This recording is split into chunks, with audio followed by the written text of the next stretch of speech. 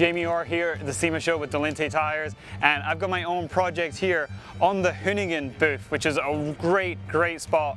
We've got the likes of Travis Pastrama's family Huckster Subaru. We've got JP Kramer's Beetle that was flown overnight from Germany last Friday, and then my little Volkswagen van. But instead of showing you here and all the hustle and bustle, let's take it off-road, and I'll see you in the desert to show it to you there.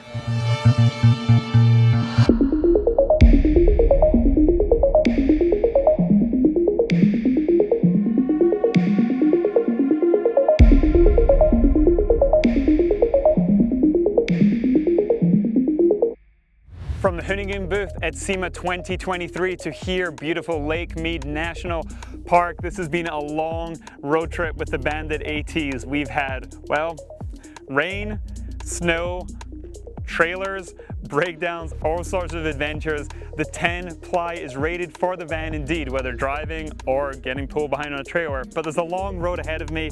I'm gonna keep working on the van, keep rolling on the road. All of this on Bandit ATs, brought to you by Delinte tires.